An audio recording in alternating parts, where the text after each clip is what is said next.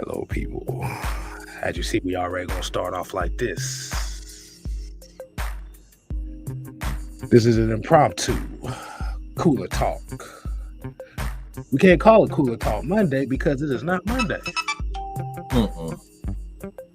But guess what? This is your DJ, your debonair, six-man K-Styles.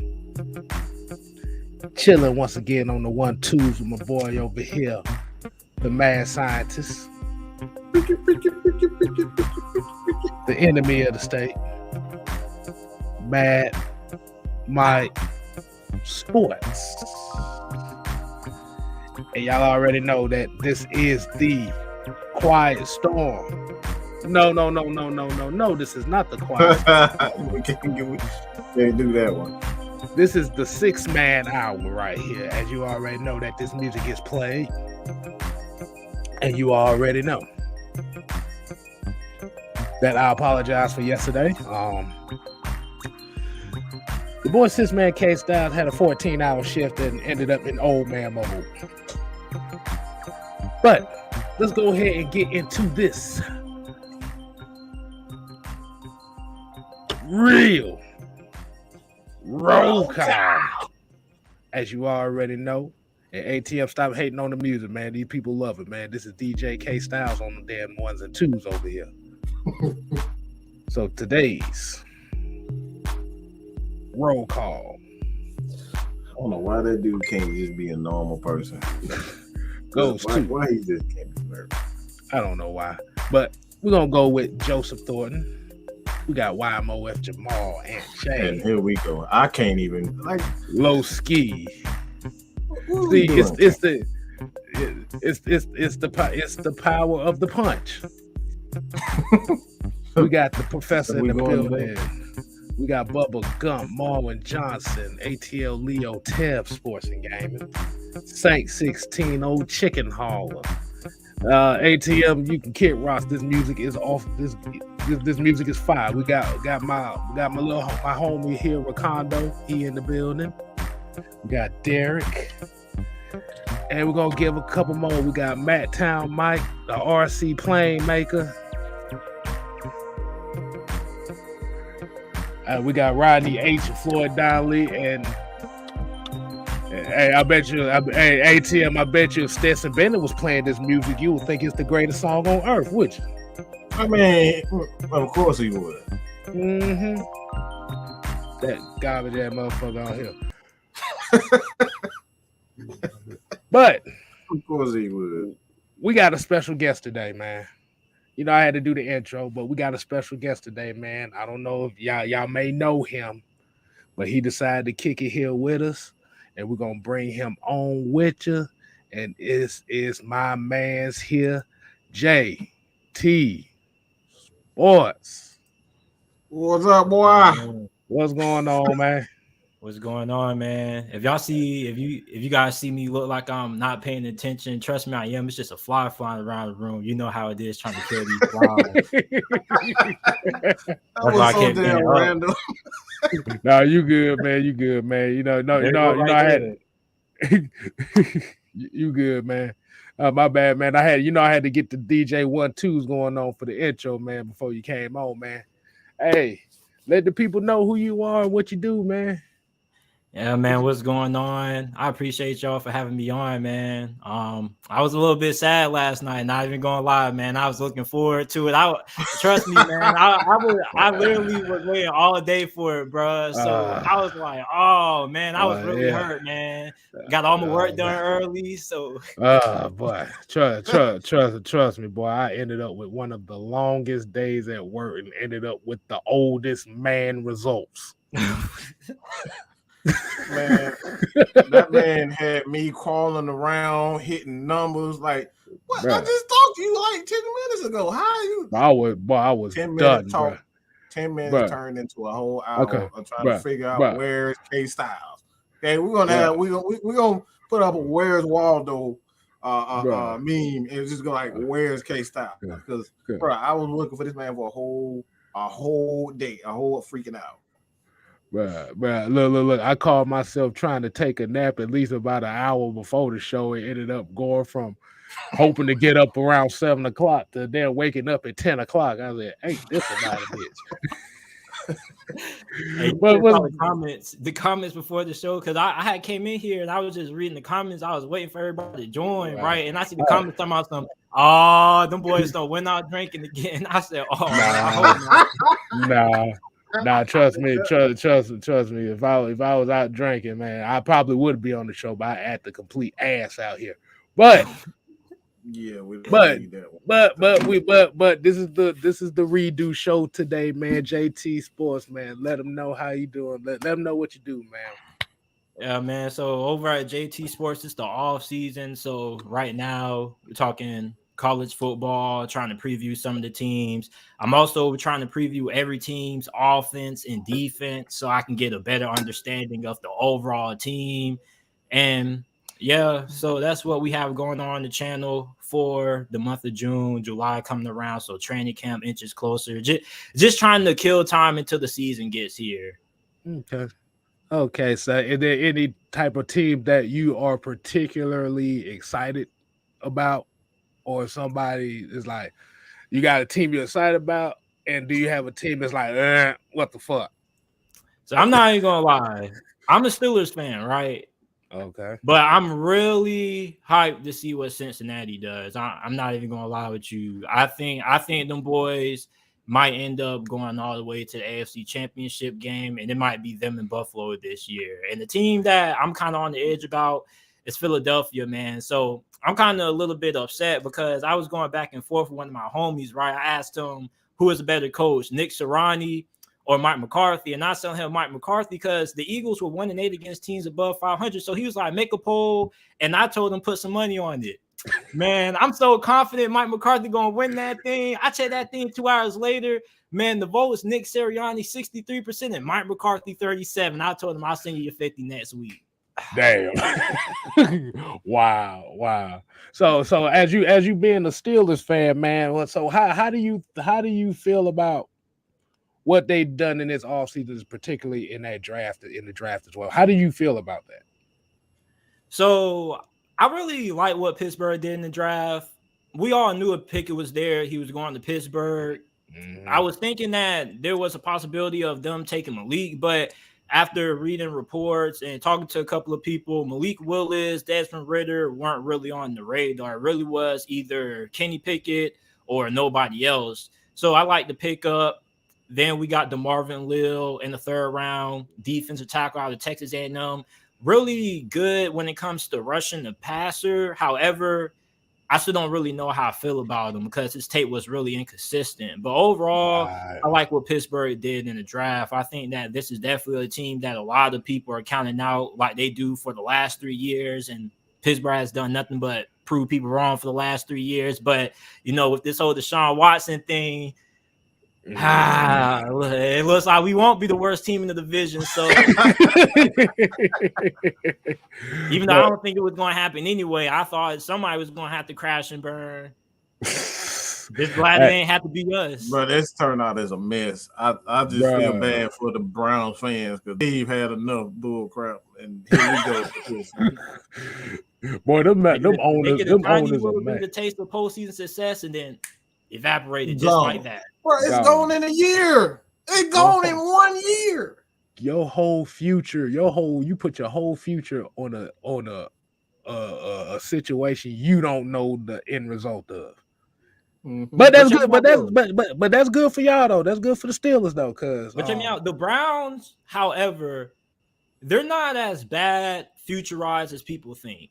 And here's the reason. Even if Deshaun Watson can't play, the good thing is that before they got this deal done with Deshaun, they already had their best players already locked up long term. If you look at their roster, all of their best players are either on rookie deals or they already renegotiated them to long term. Myles Garrett, Denzel Ward. So they're pretty solid. They just have to hope that either Baker Mayfield can come back or maybe Jacoby Brissett can be good enough to get them there.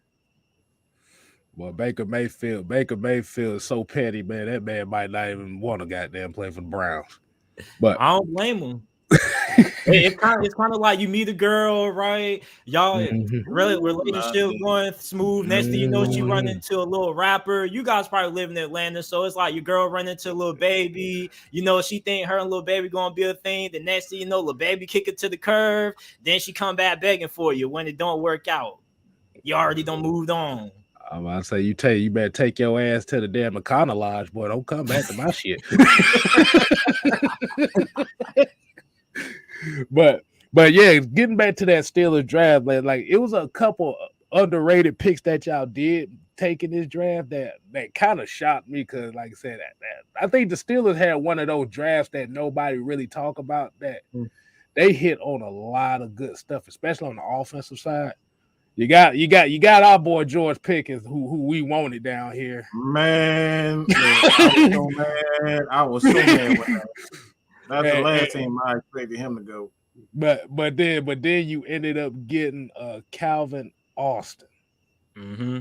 So pretty much trying to get your almost your Antoine Randall L on with that one right there. So here's the motivation for drafting George Pickens. So I don't know if you guys know, but Deontay Johnson right now is holding out. He doesn't really have that much leverage, but he's been our best wide receiver for the last 3 years. He led the NFL in drops in 2020, but he bounced back, had a really good 2021 year, went to the Pro Bowl. This is the final year of his contract, final year of his rookie deal. So he wants to get that new deal secured before the season because, you know, these players now want security. However, he's trying to hold out, but he doesn't have much leverage because he's not a top 10 receiver. You feel me? Right. And last year was really his coming out party. And the Steelers don't really have a problem with taking care of their players. However, you still have to try to get Minka Fitzpatrick locked up long term. And we just got a new GM because Kevin Colbert retired, who's been our GM since 2000. So new GM. Wow. So yeah. So for Pittsburgh, I think George Pickens was probably our insurance policy if Deontay Johnson tries to ask for anything more than $15 million. So if you're a Falcons fan, keep your eyes on Deontay Johnson because me personally, I would love to see him stay in Pittsburgh, but I kind of know how Pittsburgh's philosophy is when it comes to don't pay nobody. They don't pay nobody. Especially somebody that hasn't put years and years of work in. Mm-hmm. Am I right? Yeah, man. Like, here's the thing with Deontay. We definitely would love to bring him back. You feel me? But at the same time, we just don't have enough money to pay him and Minka. And we just got done paying TJ Watt. Like I said, between Minka Fitzpatrick and Deontay Johnson, you need to take your ass to the 7-Eleven because I'm sticking with Minka Fitzpatrick over here. Yeah. Where do you see? Because the Steelers have always been an organization where they lean more towards balance. Is they don't necessarily play. I would say they don't pay offensive guys, but we know that this team, the identity of the Steelers is the defense. Where do you see this? Or like where do you see this? The offense going? Like what is going to be the makeup of the offense? So last year we had a new OC in Matt Canada. He took over for Randy Fichtner, and we was hoping that the play calling would improve, but it didn't really do it all that much because Matt Canada wanted to run the RPO style offense, a lot of motion and whatnot. You couldn't really do it because you had old man Big Ben Roethlisberger back then. We know he ain't outrunning too many people. So in the sense, it's kind of like he had to finally killed that fly.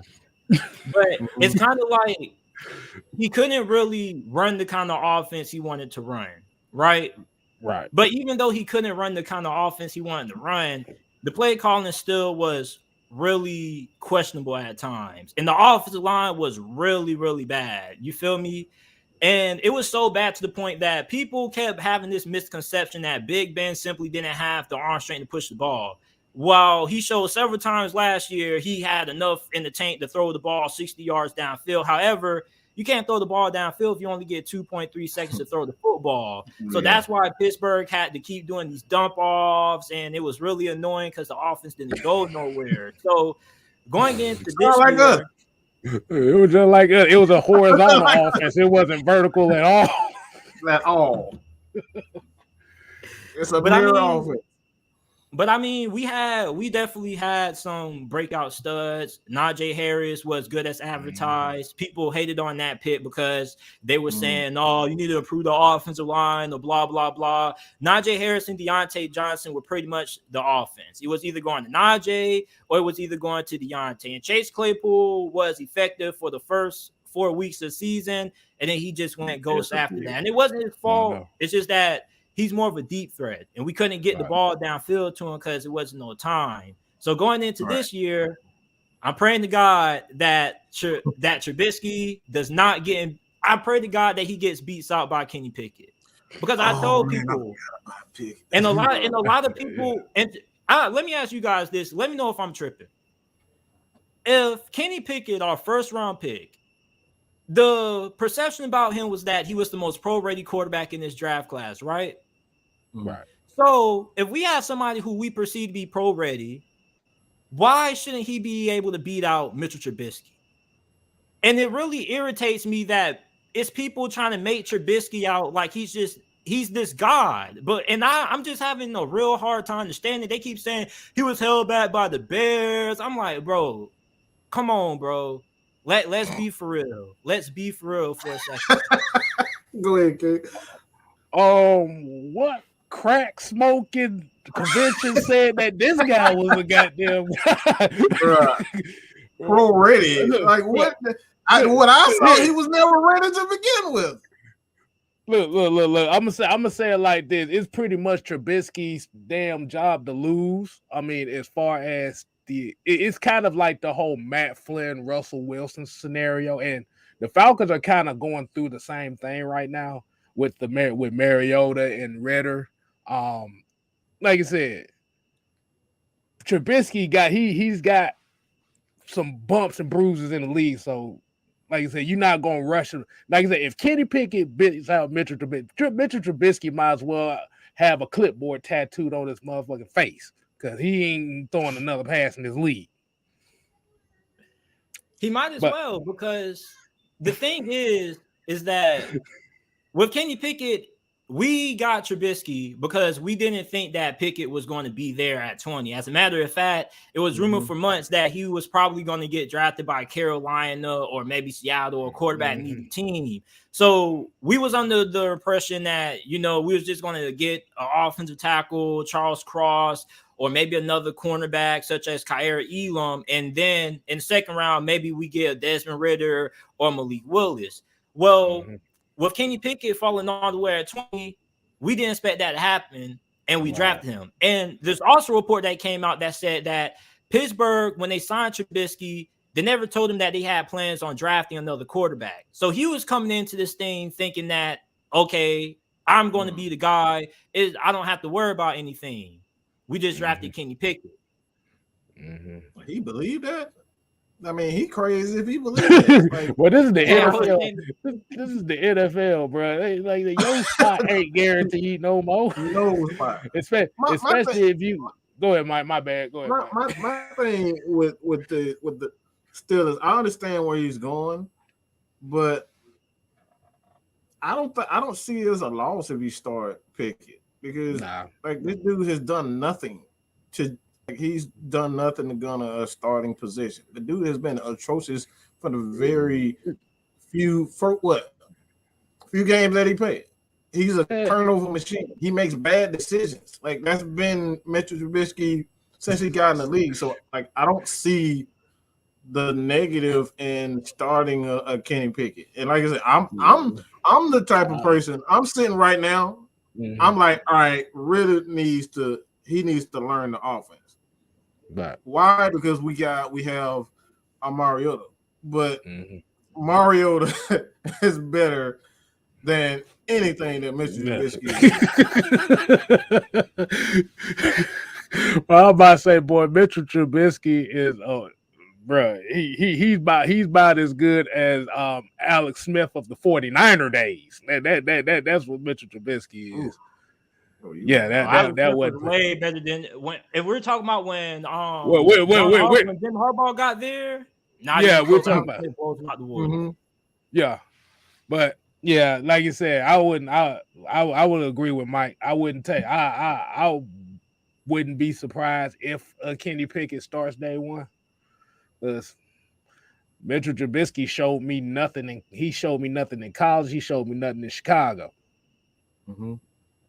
Yeah, man, and I'm actually surprised there's so many people that are going for that.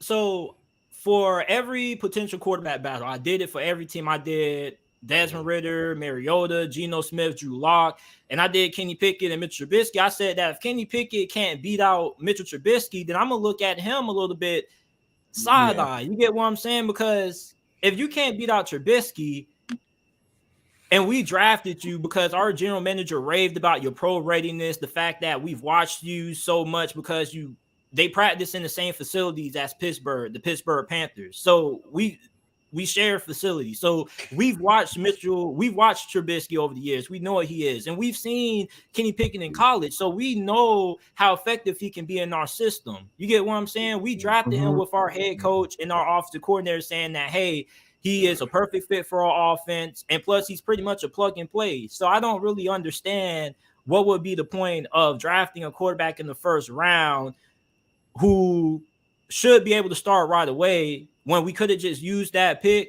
to get somebody who can have immediate impact. Because if we were going to swing for the upside, we might as well have just went ahead and drafted Malik Willis in round 2 or 3 because the upside is way higher with him. He has a way stronger arm and more athletic traits than Kenny Pickett. And you got to remember, I'm the same guy who is upset that Pittsburgh drafted Terrell Edmonds over Lamar Jackson. And guess who Lamar Jackson went to? You want to know why Pittsburgh's draft class was overshadowed? Because the Ravens always knock it out of the park every single year. Every single year. All right. Hey, man, we got a couple questions here in the comment for you, man. I'm going to go ahead and highlight a couple of them. If you don't mind answering for us right quick, man. We got Hucklebuck71 says, what is your assessment of Desmond Ridder? Like, what do you see in Desmond Ridder? Because I heard you particularly said about you could have saw Pittsburgh getting Ridder. What's your take on him, man? So I really like the Desmond Ridder's film coming out of Cincinnati. This is a quarterback who's solid. He doesn't do anything particularly bad. You get what I'm saying? He's pretty smart when it comes to reading defenses. As a matter of fact, there were many people out there who said that he was the most pro-ready quarterback.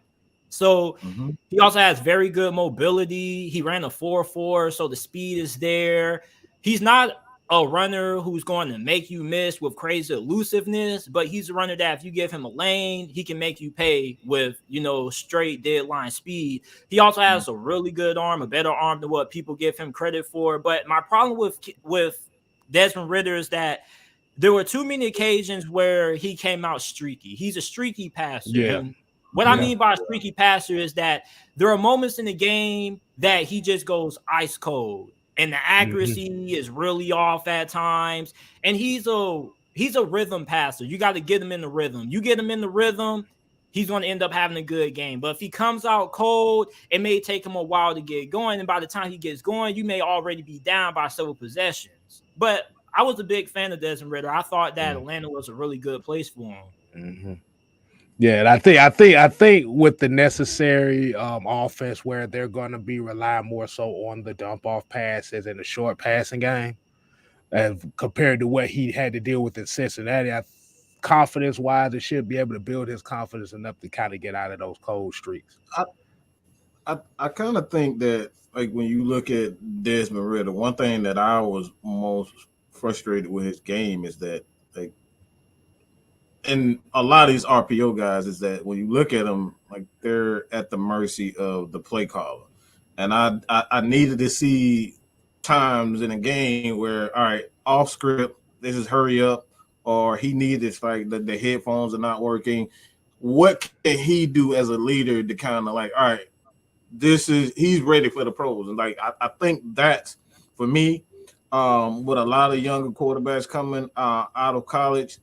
I need to see those games where I seen from a Mac Jones, where we saw him take over games. Like, all right, we're not running the ball well. Let's see what happens. Like, those are the moments that I've yet to see from Ridder. That like, and this is the main reason why I need him to sit on the bench. You're like, all right, figure out what Arthur wants, and you build on that.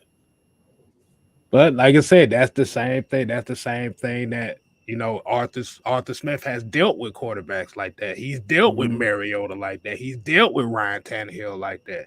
So he knows, okay, let me go ahead and kind of construct this offense. Let me give you some of these rhythm throws. Like I said, that's why we got a lot of running backs that can catch the ball out the backfield. This is why you got tight ends. This is why you got the big receivers.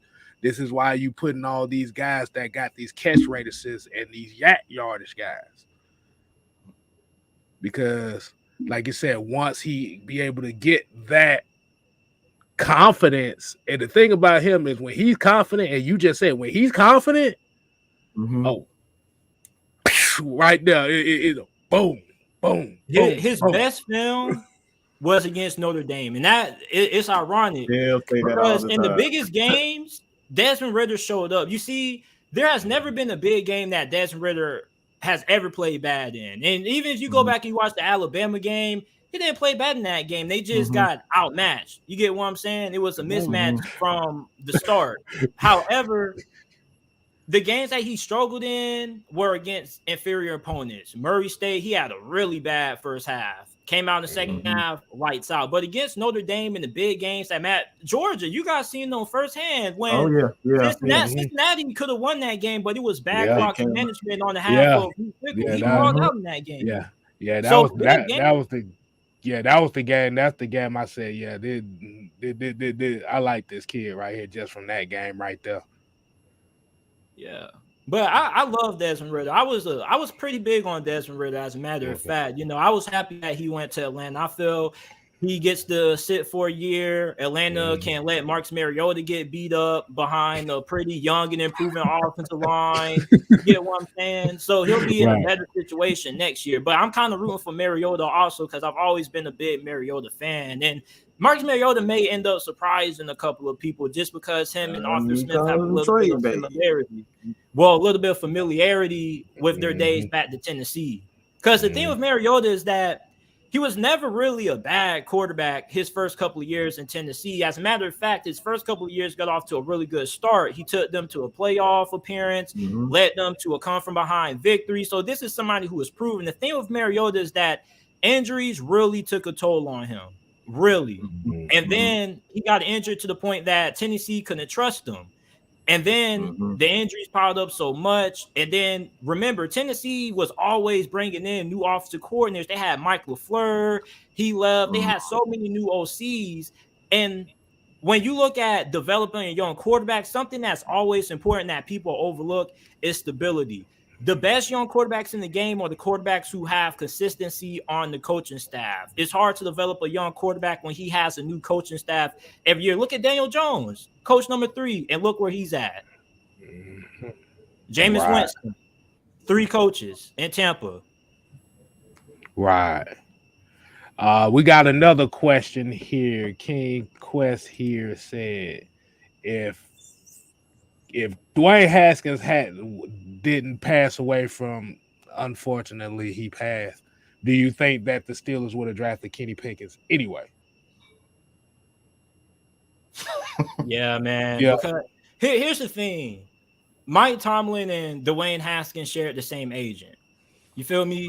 So Dwayne Haskins signed with Pittsburgh, and I think that he was going to end up being our backup. He was going to have a shot. You feel me? Because Mike Tomlin always gives everybody the opportunity. If you look at all of the quarterbacks who have been on the Steelers roster in the past, almost everybody has had an opportunity. We started an undrafted rookie free agent in 2019 named Devlin Duck Hodges, a duck caller. That's what he's doing now. He's a duck caller. Literally, not making it up. He was an undrafted rookie free agent. We gave him a shot. Joshua Dobbs, who has been holding the clipboard on our team for so long, got an opportunity. Oh, Lord. Even he got an opportunity. You feel me? So Dwayne Haskins would have gotten the opportunity. It would have been competition, because one thing about Mike Tomlin is he doesn't care where you were drafted at, where you're from, how much you're getting paid. You're going to compete for everything. Nothing's going to be given. So I think Dwayne Haskins probably still would have had a shot, even if we did draft Kenny Pickett, because that's just what Mike Tomlin is as a person. He doesn't believe in handouts. He makes everybody earn everything. Okay. All right. Okay, now let's go ahead and flip it, because I remember at the beginning I asked you about the team that you liked and then the team that you didn't like. And you said the Philadelphia Eagles. What's up with that? It's not that I don't like Philadelphia.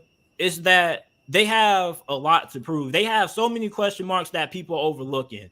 Listen, I understand they surprised everybody. They went to the postseason. However, you always got to take context into everything. They were 1-8 against teams that had a record of 500 or above. As a matter of fact, the only team that they beat that had a winning record were the New Orleans Saints without Jameis Winston. All their other games, they lost by 10 points or more.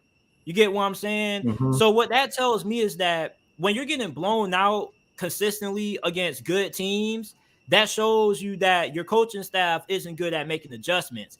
And yes, you can say, well, JT, Nick Sirianni didn't have a great team. That's understandable. But the Jacksonville Jaguars, the Houston Texans, both those two teams were two of the worst teams in the NFL, but yet they had more wins than the Philadelphia Falcons. Eagles did against teams. Yeah, but the Falcons weren't all that bad last year. As a matter of fact, I came on here and said that the Falcons should win at least 7 games. Yeah, you did. Now this year, I don't know. But last year, y'all were what I expected y'all to be. You feel me? Y'all were competitive in most cases. Y'all beat the teams that y'all were supposed to. Y'all lost to the teams that, you get what I'm saying? But for Philadelphia, another thing is that not only do I have questions about Nick Sirianni's abilities to make adjustments against the great coaches, but I wonder just how much is Jalen Hurts going to develop as a passer? Because at the end of the day, if you listen to any head coach, and I was listening to Sean McVay and Kyle Shanahan on a podcast that they did last year, and Kyle Shanahan was explaining the decision to get Trey Lance. He said it's nothing wrong with Jimmy Garoppolo. But at the end of the day, you got to have a quarterback that can win from the pocket and a quarterback that can also win when things are falling apart. You see, Jimmy Garoppolo is good when he's playing within structure. That's why we call him a system quarterback. But what happens when that structure gets ruined and you have pressure in your face? That's where Jimmy Garoppolo is at his worst. So when you look at Jalen Hurts, I don't know just how much he's going to develop as a passer. And even if he does develop, you feel me? We don't know if he's going to develop good enough to be able to win you games in the postseason, because we see Lamar Jackson, right? We love Lamar. I love Lamar. But let's call it what it is. A big reason why the Ravens have struggled is because he still is struggling to throw from outside the numbers. And plus, you can say that Greg Roman kind of has – he might have to go. You get what I'm saying? Greg Roman is good for working with quarterbacks with Lamar Jackson's skill set. Tyrod, Kaepernick in the past with the 49ers. However, you got to have a offensive coordinator that can take Lamar Jackson's passing game to that next level. So for Jalen Hurts, I don't know if he's ever going to progress as a passer good enough to take Philadelphia deep in the postseason, because he could be what Vince Young was early in his career. You remember Vince Young when he first came out of Tennessee, and you saw what happened to him after a couple of years in the league. So I love Jalen. I'm rooting for Jalen. I think Jalen will figure it out, but I'm not low on Philadelphia. I just have questions about Philadelphia. I'm not as high on Philadelphia as many people are. You kind of feel like it's more so they're going to have to rely on that defense again this year just to be on the safe side, right? Well, really not just the defense. Really, I just need to see Nick Sirianni show me that he can make adjustments against some of the best coaches in the league. I need to see Jalen Hurts be able to show me that he can be efficient from inside the pocket, because if you watch any Philadelphia Eagles game and those losses, the passing game was awful. I mean, god awful. They struggled to put up 150 passing yards against the Buccaneers. You feel me? Like when the passing game wasn't working, it was dreadful. And I don't think I'm hating on Philadelphia. You feel me? And like when I made the bet with my homeboy, I really am shocked that people think that Nick Sirianni is better than Mike McCarthy in only 1 year as being the head coach when he hasn't beaten really any good teams. He hasn't really proven himself. Yes, he got Philadelphia to the playoffs, but you beat up on bad teams. You feel me? So I still need to see more. I'm somebody who I take a wait and see approach. You get what I'm saying? I got to see more. Hey, look, I was about to say, JT, man, I think you over here spitting hot fire. Man, they love you, but they love you. Well, I see nothing but flames in the comment section, so they loving your takes, man. Check them out, man. JT Sports, man. JT Sports. We gonna put the link in our community chat. I got a go ahead, man. Go ahead, man. So check me out. When you look at Atlanta this offseason, you feel me? What are you guys doing with these wide receivers? Because I keep hearing everybody saying that you guys don't have a lot of speed, and you do have Amelie Zacchaeus. Yes, I know how to pronounce his name. Watching that Virginia. But are you guys going to be a team that's going to run the football and then try to attack the field vertically and have a lot of wide receivers that can win outside those numbers with those 50-50 balls? Brian Edwards is really good at that. Drake London as well.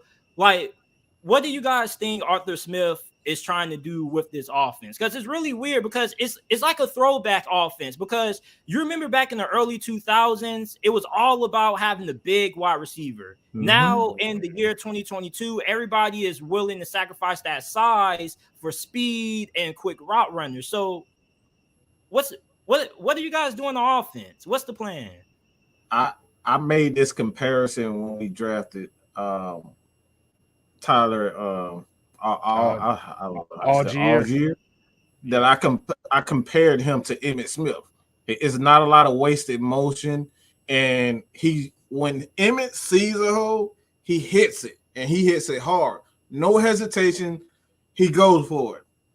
You see the wide receivers, big physical wide receivers, the quarterback, Troy Aikman, he was another one of those guys. Look, he wasn't all about the deep ball. He would throw the ball between the 20s and within 20 yards. Nothing flashy about it. They just hit it. And that's what Arthur Smith offense is. But the thing is with him, this is the thing what I think a lot of people are missing. He has a mobile quarterback now. When the offensive line breakdown, you know what Matt Ryan's going to be. But now with those blitzes on the edges, you can't be as aggressive on the edges now, because guess what? You lose contain. Mariota and Ridder are going for 10, 15 yards. So that's more time for one, the receivers can be more patient because they're bigger, more physical, and they can sit back and watch what the secondary is doing. And plus, they got the size and the strength to be able to outmatch a lot of the smaller DBs. So I think this offense is going to be a lot better. I'm not going to put a number as far as the rank is concerned, because you still got to see it on the field. But I think the offense is going to be a lot more exciting, a lot more effective than people think. And the reason, and somebody in the comment section said, why does speed matter? The reason why speed matters is because when you have bigger wide receivers, you're sacrificing speed, which means that those wide receivers may not create a lot of separation. One big knock on Brian Edwards that I noticed that a lot of Raiders fans had on him was that he didn't create too much separation. That was the biggest thing with him, and his route running wasn't all that great. So that's why now the NFL has kind of shifted to more smaller wide receivers that are quicker. Yeah, they may show getting off the line, but if they can work on their release, they create a lot of separation. That's what the NFL is about in 2022, space. All these spread offenses are about spacing out the defense, spreading you out wide so they can have a little bit more room to throw the football. Okay. Kind of back to your question, JT, where you talk about as far as the receivers. Yeah, like I said, We may got a couple track stars on here, like with Damian Bird and OZ. But if we look at the footage from last year on what our wide receivers look like, it was absolutely atrocious. These dudes couldn't get. We worried about wide receivers getting separated. These dudes couldn't even separate off the line of scrimmage. It was bad, man. So I think where their approach was going into this offseason is we're going to get guys that can fight that man-on-man coverage, that bump and run coverage. It's essentially like basketball. It's essentially like you throwing the ball down the post, and you got. Now I ain't even gonna say Shaq. You got KG right there on the post, right there. Like, okay, throw it to me, because man, I mean, and the thing is, and I look at how Arthur Smith's offenses are, and I look at his time in Tennessee is. They never really essentially had no speed burners like that neither. But the thing about it was the guys could get off the line of scrimmage. This is the main thing we talk about. Like you said, you got speed guys in the NFL. That's fine. These offenses, they create these opportunities with these these drag routes, these deep post routes and stuff like that. A lot of pick routes. NFL, a lot of NFL teams are running a lot of these pick routes too. You want to know why I think Atlanta drafted Drake London? Because you remember when Arthur Smith was the OC in Tennessee, his number one wide receiver was Corey Davis. Corey Davis wasn't the flashiest guy, but he was rough. He was really physical after the catch as well. And he got drafted really high. I believe he was one of the first wide receivers taken off the board. I think he was fifth, I think. Yeah, and he was never bad by any stretch of imagination. Injuries were really the only reason why he couldn't stay healthy. When he was on the field, he was solid. He just didn't play. When you draft the wide receiver that high, you're expecting Jamar Chase. You feel me? But he was really productive. So I think when you look at Drake London, I don't know if you guys know who this is, but he reminds me a lot of Michael Pittman for Indianapolis, number 11, the light-skinned dude. He was their best wide receiver, but he's a more physically gifted version of him. He's really physical. If you see him in person, the dude is massive, big hands. I'm really excited for him. But last year, Kyle Pitts was pretty much the only weapon in the passing game. Yeah. And I'm mad you said Michael. There's a reason why I'm mad you said Michael Pittman. And the reason why I say this is one name and one name only. Mike know where I'm about to go with this. Goddamn, Cleophas throwing them the ball didn't do wonders for them in college. If you haven't been watching, you Cleophas, he's talking about. I don't even know how to. Keydon Slovis had Michael Pittman, and Drake London at wide receiver, and they could about that. Oh man. And St. Brown. He had some solid receivers, and he still didn't improve things. Because the one advantage that Drake London had coming out of USC was the fact that he had a quarterback that couldn't throw the ball to him accurately, so he had to make adjustments. I'm just saying. But yeah, speed. Like I said, we ain't gonna be fast. We ain't gonna have no 4-2. We got a couple of them. Like I said, Kyle Pitts is still the vertical threat in this offense. And essentially what they're gonna do with these wide receivers is open it up for Kyle Pitts to hit those seams, because that's where Kyle Pitts does his work, is in the seams. Now on defense, the defense, AJ Terrell. It was somebody who did rankings of best cornerbacks from every year, and Jalen Ramsey came in at number 1 for 2021 last season. But there were a lot of people in the comment section who were rooting for AJ Terrell, who said that AJ Terrell deserved that title last season. AJ Terrell balled out. He was the only person on Atlanta's defense that everybody was really watching. So going into this year, you have him. I think you signed Casey Hayward. I think he's more of a slot corner. That's where he's at his best at. But then you guys lost Deion Jones. You lost Forsell Luakon. But you guys drafted this linebacker from Montana State. I can't think of his name right. Troy.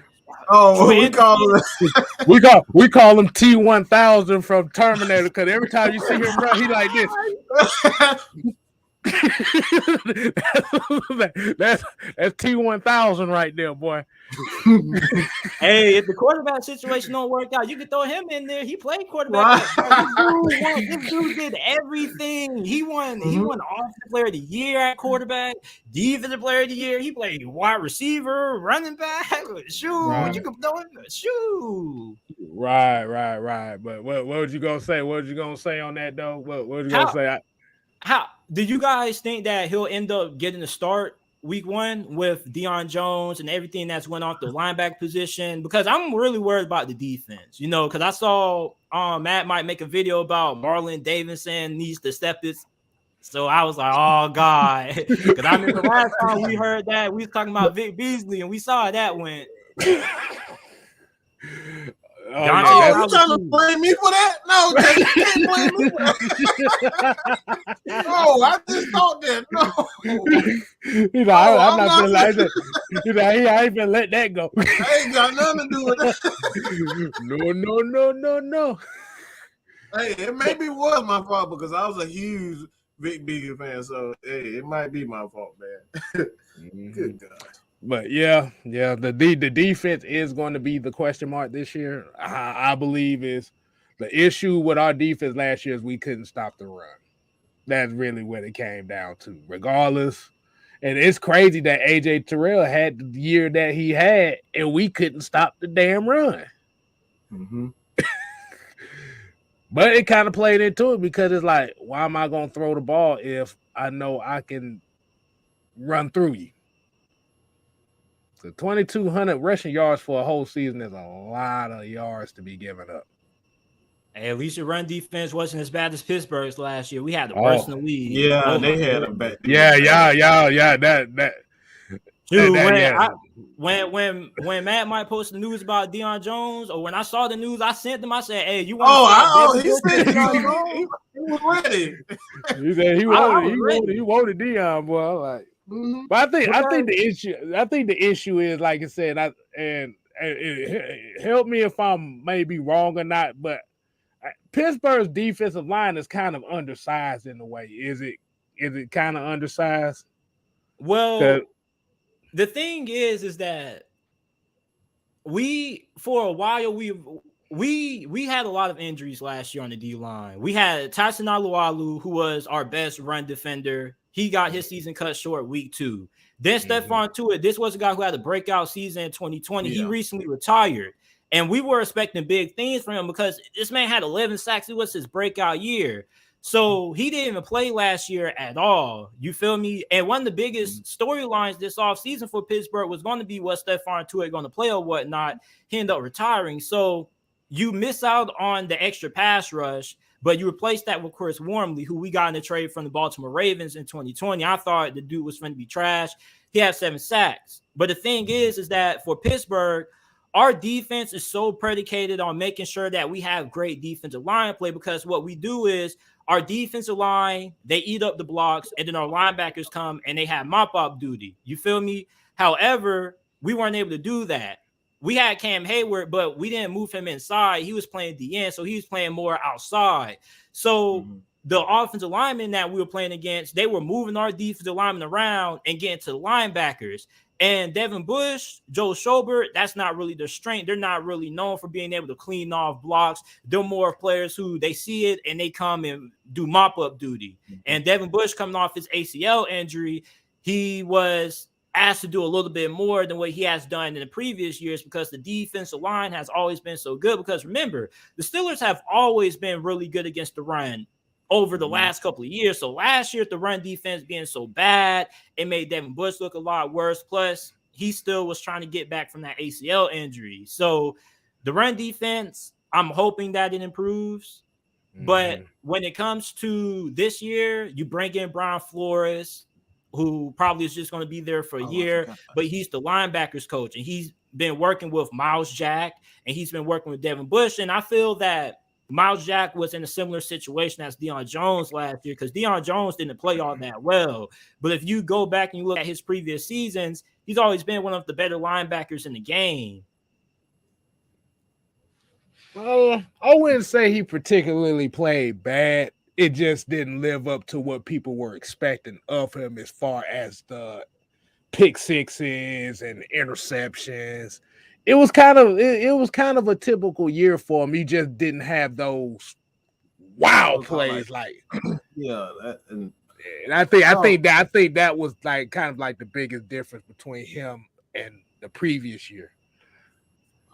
But because Deion was still because Deion, for the most part, like if you look at his numbers and what he ranked on the team, he was still, if not behind Grady Jarrett, he's still one of the biggest playmakers on the defense side of the ball outside of Grady Jarrett and AJ Terrell. So it's like my thing is, as far as Deion is concerned, whether or not Troy Anderson would take that spot, there was an article, and I'm definitely doing a video on it. I'll have that out tomorrow. But Bush, the linebackers coach, he was pretty much saying like they're going to put Troy Anderson on a snap count. They're going to slowly bring him along. So whether or not this is Deion Jones last year, that's really up to the development of Michael Walker, Troy, and Rashawn Evans. Rashawn Evans is a guy that's still on a 1-year prove-it deal. So Deion still has a year left after this season. So he's still an Atlanta Falcon. The thing is, it's up to those players behind him to take his spot. Right. Cause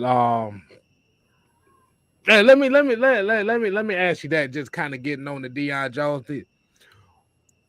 Why do you feel like he didn't really play well? Like outside of what I said, what makes you feel like he didn't necessarily play well?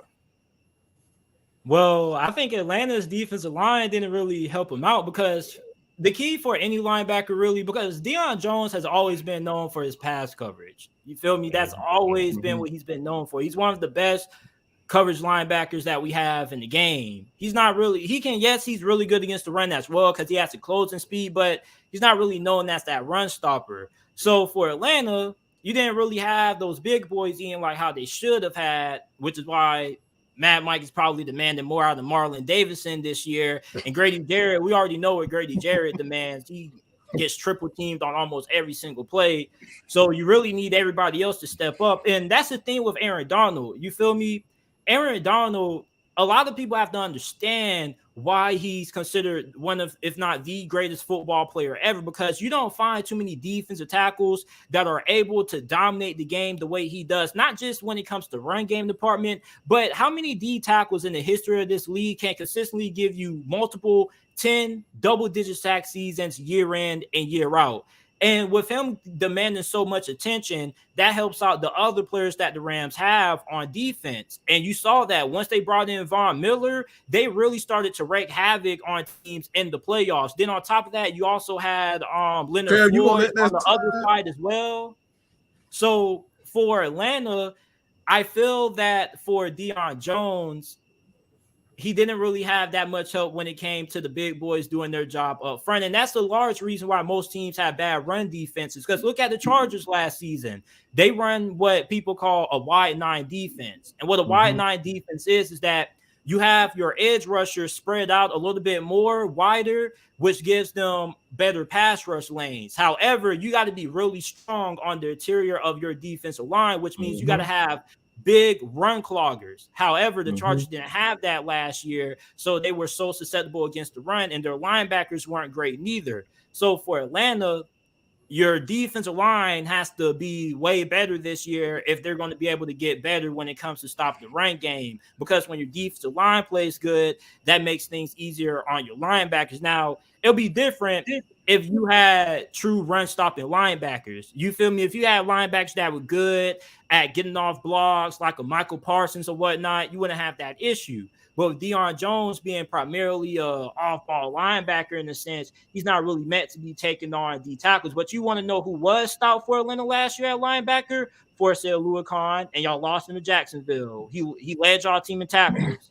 Pretty much our best linebacker when it came to stopping the run. Dude was a monster. I didn't even know how to pronounce his name at first. All I just saw was dude had a great last name, making all kinds of plays. I would say I kind of have to challenge it on that note, only because if you look at the attention that Deion gets, it makes it easier on Foyer.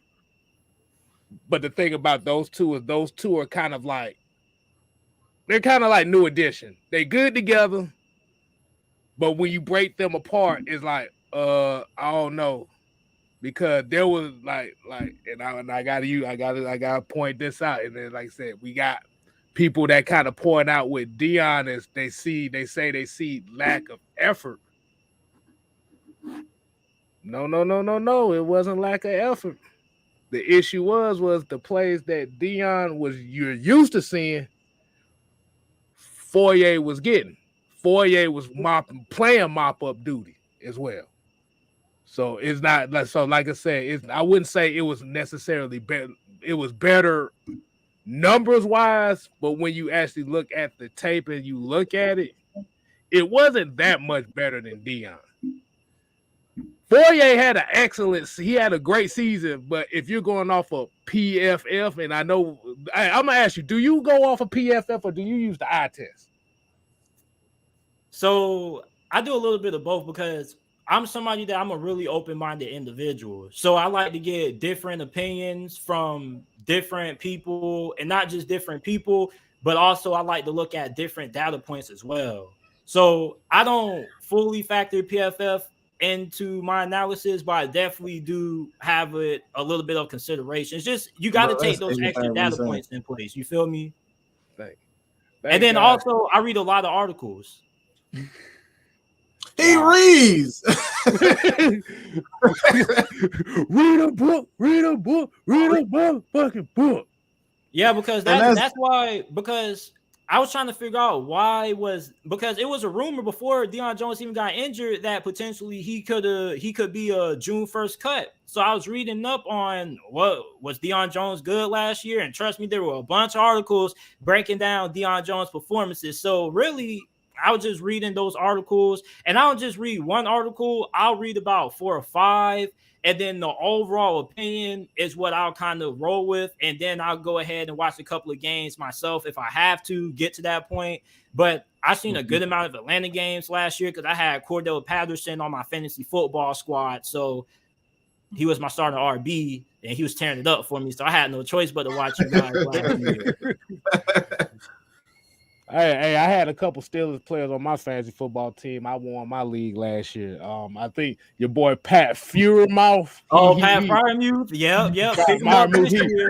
He saved me quite a few points, so I appreciate it. Chase Claypool didn't do shit. I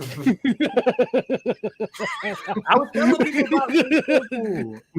people it wouldn't make no sense to get Chase Claypool when you know that the Steelers offense is going to be predicated on throwing the football short, which benefited Deontay Johnson. And even this year, I probably would get Chase Claypool because I think he'll bounce back.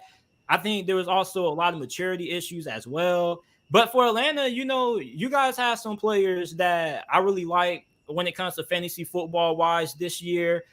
We already know what Kyle Pitts did. Kyle Pitts had the greatest rookie season ever for a rookie tight end. And I came on this show last year and I said that, I think a lot of people's expectations for Kyle Pitts are a little bit, not realistic because people were saying 1,200 yards, 1,000 yards and stuff like that. I was saying you don't really see tight ends break out like that often. It normally takes them 2-3 years. Well, I mean, Kyle Pitts was different, and it also helps that he was the only weapon in the pass game to throw to because for years we were so used to watching Julio. And Mad Mike was right about Julio because many Falcons fans were upset But I mean, he went to Tennessee. And you didn't see. He went to Tennessee, and you didn't see anything. He had about one game, and that was it. That was it. Yeah, that's all. Yeah. But the issue with the Falcon defense last year, like you said, the 2,200 yards given up on the ground, the 18 sacks. They had no edge pressure. That's hard to play any game with no edge pressure. They had no edge presence at all. So even if you have a good defensive tackle or defensive tackles, you can't get any pressure. Bro, so we overcompensating the outside linebackers, the inside outside. We play in the 3-4, so the outside inside linebackers, they have to be a little bit more aggressive. So you're going to get burned. You're going to get burned by a lot of like little short routes. And I think that's the issue with. Right. I would like to see Foye. I would have liked to see Foye and Dion in a second year together. And I think Foye. I mean, he went for the money. I don't think it was a good idea, but he went for the money. And at the end of the day, nothing's guaranteed, right? You got to go. You got to go and try to make as much money as you possibly can. Shit, yeah, you better make that bread. Especially for a guy like Foye. Foye is a 5th round, so chances are that he was going to get another contract like that was is small. Definitely, because one thing about those mid-round picks that people don't talk about is that, yes, they have high upside, you feel me? But if they work out and they end up being really, really good, you got to dish out a good amount of money to keep them, because those mid-round contracts are really cheap and they only last for about 2-3 years at most. And there's no options behind that. So if he does good, you gonna have to pay. But yeah. Mike, we're gonna have to since we bringing up Falcons defense, we gotta talk about JT. We have we coined this phrase for this particular defensive lineman we have. We call him Route 96. The reason why we call him Route 96 is because every time he's on the field, the offense looking like, okay, we finna run at him. We talking about Tyler Davidson, and this was our issue right here. It's like every time he was on the field, they looked at him like, oh, run at him. Oh, run at him. And this is what you was talking about as far as that defensive line having those big bodies up front, because this is what a lot, and like, as you a Pittsburgh Steelers fan, that's been the culture of Pittsburgh for generations, goddamn. I can't put the right word. I'm going to just say generations. Falcons ain't had that in the last few years. We saw it last year. It looked absolutely atrocious. Dante Fowler was the product of Aaron Donald, and we found out the hard way. And that's why I said you're gonna let that ride. That's exactly why I don't think you guys have had a true number one pass rusher since what? Jonathan Abram? Yeah. Abraham. That was it. And that's been what 2012? 2012. Bruh, Dante Fowler was more horizontal in the air trying to jump over people than getting sacks.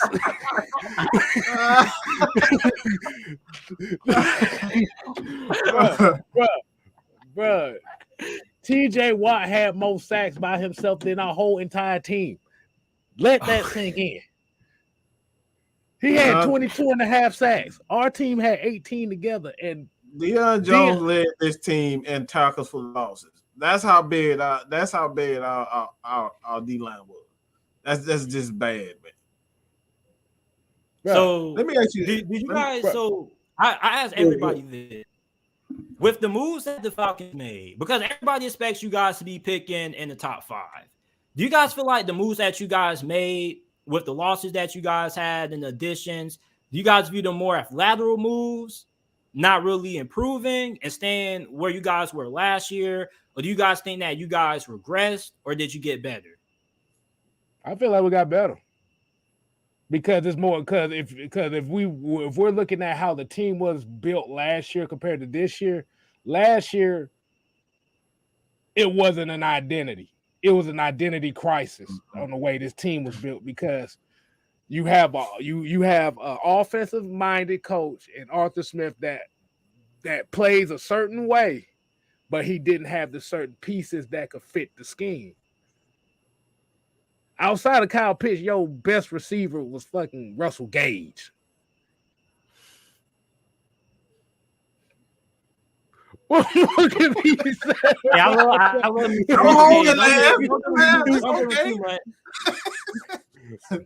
He's a really good. He's good. Pittsburgh. He's a good slot receiver, but he don't need to be your wide receiver number one outside of Kyle Pitts. And second of all, defensive wise, let's look at defensive wise and what we did in the draft. We did a hell of a lot better defensive wise as far as pass rushers in the draft than we did in a very long time. Mm-hmm. Ebiketie and Malone they can be something special here. I said they can be something special. But we got to give them the time to do it. And it's just going to come down to, can we stop the run? We got to stop the run. Let us know if y'all like with JT, man. Check out his channel. Make sure you go JT Sports and subscribe if you love this interview with him. Like I said, man, he's definitely one of the guys that and you know how I am. I do not like supporting bullshit. So like if you good, you gonna come on here. If you on some bullshit, you're not gonna come on this show. Right. So as Falcons fans, because I know you guys pay attention to the rest of the division, because you guys are Falcons fans, you got to keep up with what everybody else is doing. Mm-hmm. So for Carolina, I mean, I think it may be a lost cause simply for the fact that if they get Baker Mayfield, they may make a little something happen. You feel me? But I don't know if Matt Rule's the guy. New Orleans and Tampa look like the two teams. And I'm really high on New Orleans this year, because New Orleans, them boys got a squad this year. And if my boy Jameis Winston, because y'all know I love Jameis, and I had to defend him so many times from people, so many times.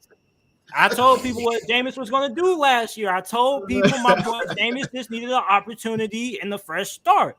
And he had the best touchdown to interception ratio in the league. He outplayed Aaron Rodgers week 1. Let's not forget about that.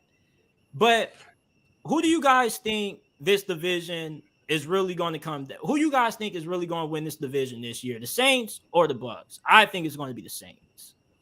It's probably going to be Tampa Bay. The reason why I say Tampa Bay is when you got Tom Brady back there, there's going to be a bunch of roughing the passer calls that's going to be called on him. That's going to be fucking ridiculous. That's going to cost you games. At some point,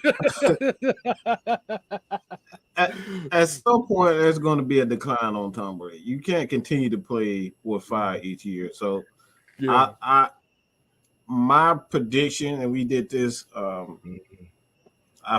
think we did like Thursday, and my prediction were they were going to go 13-4, but only on the notion that Tom Brady is going to play like Tom Brady of last season. If he continues to play like we've seen him the last few years, then I don't think there's anything that's going to be able to stop that Tampa Bay team in its entirety. One thing that I will say that I think is an underrated, I don't think people are paying too much attention to, but this could be a huge decline in that defense, is not signing back in Ndamukong Suh. I believe when you look at him, he's a lot like Grady Jarrett. They moved him around. He played inside. He played every position on that defensive line. The guy can play every position on a defensive line. You don't see that a lot in the NFL. It's Aaron Donald. It's Grady Jarrett. It's Ndamukong Suh. You don't see that a lot. So when you got that type of guy and he's not there in that middle, now we really get to see what Vita Vea is really about. Is he just a guy that can occupy space? Can he get after the quarterback? I don't think they can do that. So if you get the same Tom Brady, I think they're going to edge out the Saints, because like at the end of the day, Sean Payton is just an amazing play caller. That's just not like that's going to be a huge, and not only a play caller, but a decision maker. He knows when to call certain things. Mm-hmm. Like when he saw the I believe it was the Dallas game where Alvin Kamara, the dude had like 5-6 touchdowns or something crazy like that. Like he saw a weakness in that defense, and he kept feeding Alvin Kamara. Those are the things that he can see from a head coaching position. I don't believe in Dennis Allen. He hasn't done anything for me to say he's a good head coach. He's a defensive coordinator. And Carmichael, like, come on, bro. Who is that? Now, I can't let you slide with that. I can't. Because let me tell you, and a lot of people easily overlook this, but Sean Payton over the last couple of years has not called the plays every season. Pete Carmichael has called the plays 6 out of the last 10 years, and he's been on New Orleans staff ever since Sean Payton arrived. You remember the year when Sean Payton got suspended for Bounty Gate? Mm-hmm. Pete Carmichael was calling the plays. The Saints had the top 3 offense. Pete Carmichael also called the plays 2018, 2019, and 2020. Saints still had top 5 offenses. With Drew Brees. And there were times last year. Throw that in there too, JT. With Drew Brees, okay? Drew Brees isn't there yet. He's not there. Coming through the door. But I mean, with Jameis Winston, though, the offense kind of was a little bit better in the sense with Jameis because you had more explosiveness, and that's always been the big gripe that people had with Drew Brees. It did change, yeah. It was always about the explosive plays. You got to remember that the Saints had the worst receiving core in the league. We talk about how bad the Falcons wide receiving core is. Do you know who the heck Marquez Callaway was? He was better than what we had outside of Russell Gage.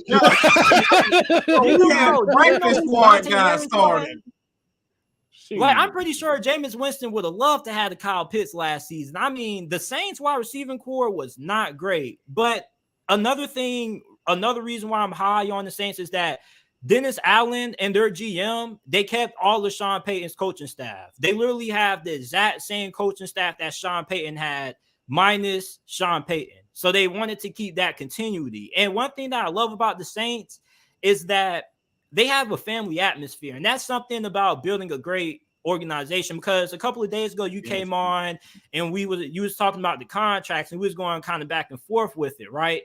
And this is what I was saying about the contract. You see, the reason why Atlanta is in the situation they're in now, because you had a previous regime that wasn't great at managing that. You see Pittsburgh, New England, Dallas, New Orleans, Kansas City, they're always good at getting ahead of these things. You see Patrick Mahomes and Josh Allen are already secured long-term. Even though they got mega deals, these are team-friendly deals, because when the cap goes up, their deal is going to look like kitty money. You get what I'm saying? Mm-hmm. So the great franchises, when it comes to these contracts, that's what I was trying to say, is that they adapt to the market. They don't need the owner to, get mad about it, because they always see things before they happen. And even with Bill Belichick, and the thing with Bill Belichick that's costing him now, and why New England will never catch up to the Bills no time soon, is that Bill Belichick has this mentality that everybody is replaceable. Think about it. Bill Belichick drafts these stud D linemen and these stud players, and then he ends up letting them walk away because he doesn't want to pay them. The difference between why it used to work and why it doesn't work now is because for a long time, Bill Belichick was always the best coach in that division. And when you have a great coaching staff, you can scheme your way to wins. However, the difference is now is that Sean McDermott has proven that he's one of the best coaches in the league. And now the Bills have one of the best coaching staffs in the league also. So when you have a coach that also can scheme up and has a better team than you, that's how you get the results the Patriots have gotten in the postseason when they play Buffalo and when they play Buffalo second go around. So for Atlanta, when it comes to these contracts, eventually you're going to have to end up dishing out money to build that team and build those star players. And also, No free agent wants to play for an organization that doesn't take care of their players. It was somebody earlier that said that the Jaguars overpaid for Fourier and Louis-Caron. Well, they had to overpay for everybody because look at the reputation they have for treating their star players. The Jacksonville Jaguars drafted Leonard Fournette, Dante Fowler, Jalen Ramsey, and so many other players in the first round, and none of those players ever made it to the second contract. That's bad. Yeah.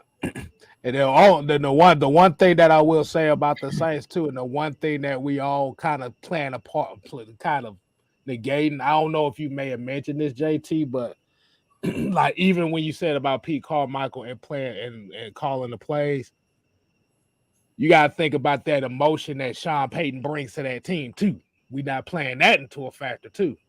Is this team gonna have the same fire for Dennis Allen and Pete Carmichael? The message, man. Have you seen Jameis Winston's pregame speeches? Man, that motherfucker. Come on, man. But this is gonna be weird.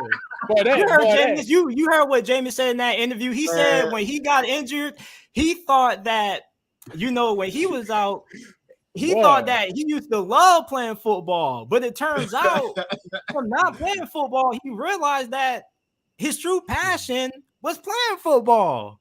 Well, this dude cut a 4 Horsemen promo. I saw that interview.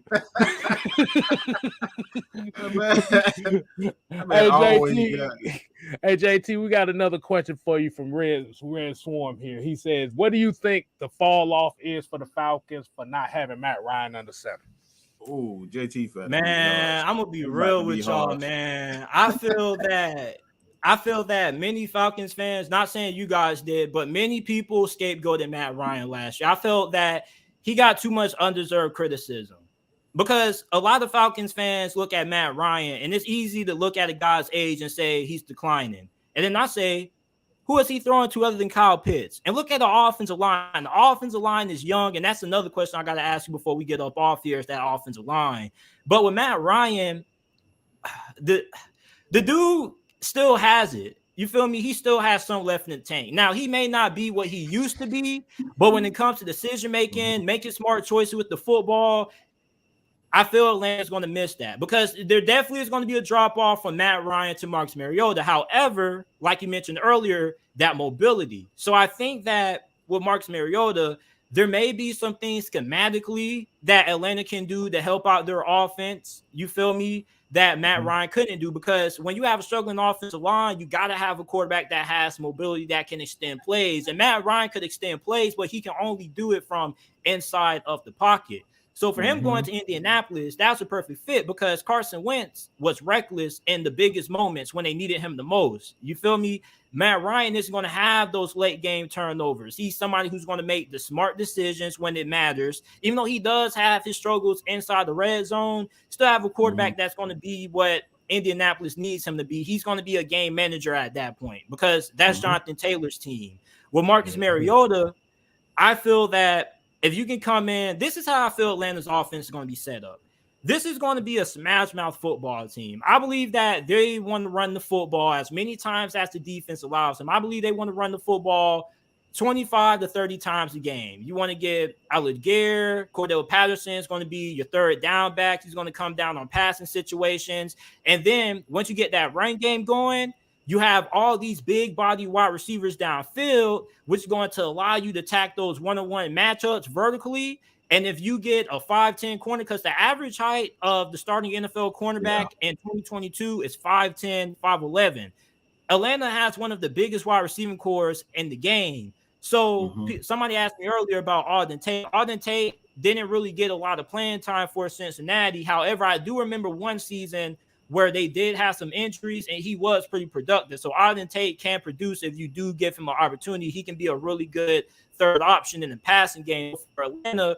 I think this is going to be a run-first team like it used to be when Arthur Smith was calling the plays in Tennessee, and they're going to end up having you bite up, play the run, and that's when they're going to beat you down the field with these physical big-body wide receivers. And also, you're going to have a lot of options to throw back short of face to once you get inside the red zone. Like I said, throw it in the post. Like, hey, right here. Throw it in the post.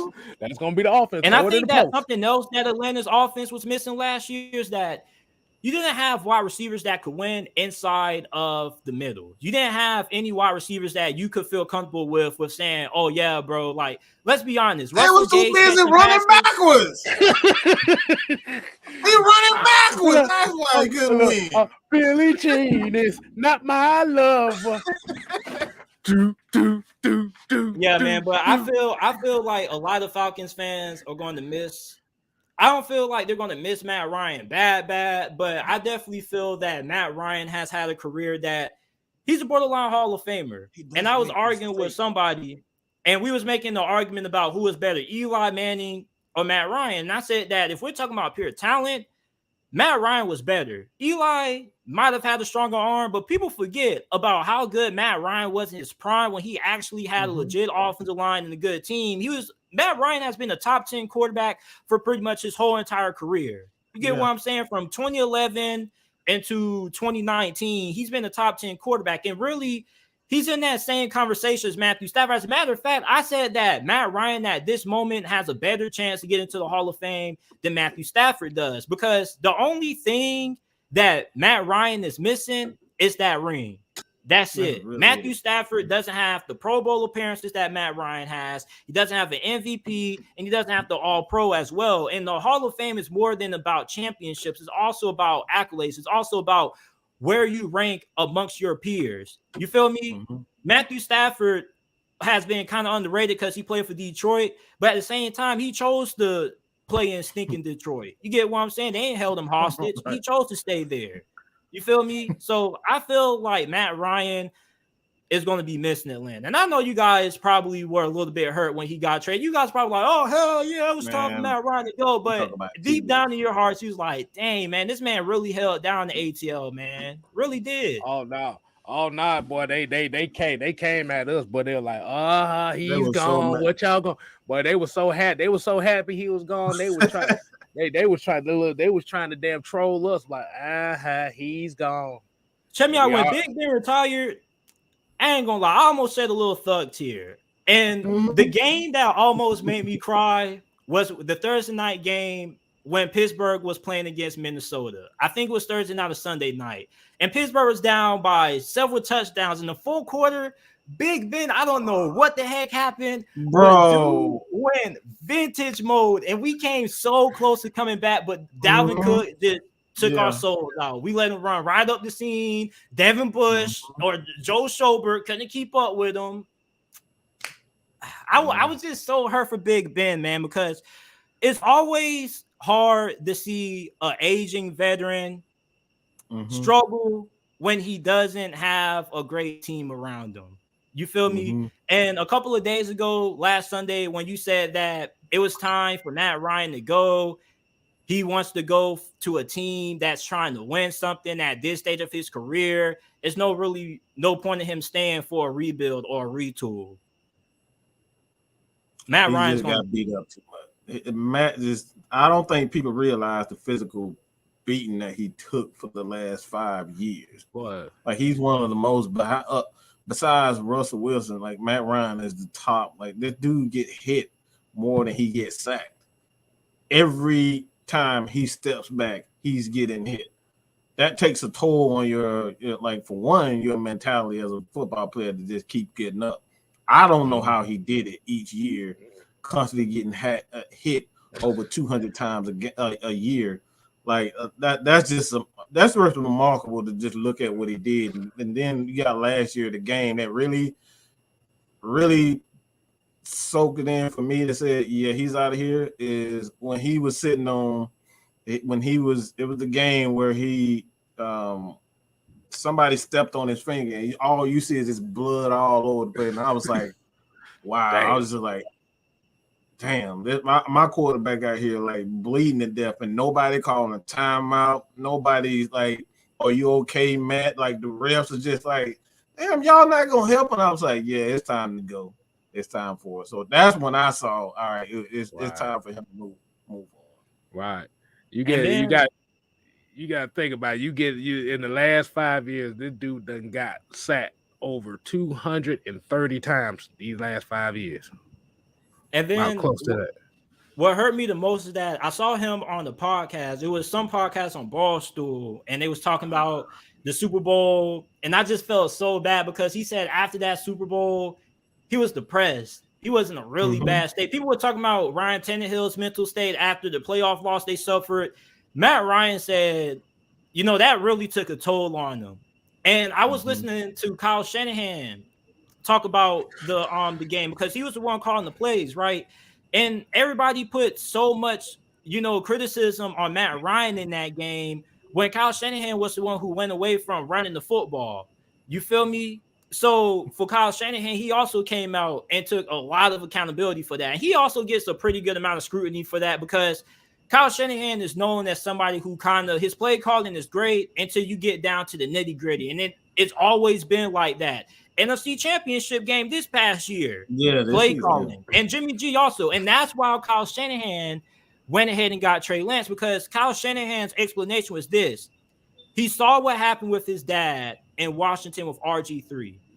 He saw what happened when you don't have a great quarterback. When you have an elite quarterback, he can bail out the play caller. He makes it easier for the guy calling the plays. And this is how I evaluate quarterbacks. I have 3 tiers. You have a bad quarterback, which means you just aren't really that good. You got to be pulled up by your whole entire team. You feel me? And then you have average quarterbacks, such as a Dak Prescott. You're elevated by having a good supporting cast and a good play caller. But then you have the elite quarterbacks like a Patrick Mahomes or Aaron Rodgers. They can take a bad play call and what would be a 5-yard loss and turn it into a 10-yard gain. They can make a bad play call and still get something out of it. When you look at Matt Ryan has always been that quarterback who has always elevated the play call.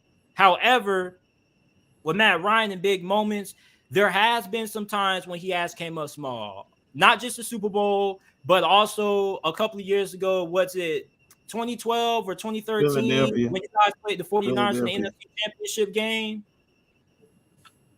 You talking about 2012? You talking about the Harry Douglas? I'm gonna trip on my feet for a wide open touchdown game.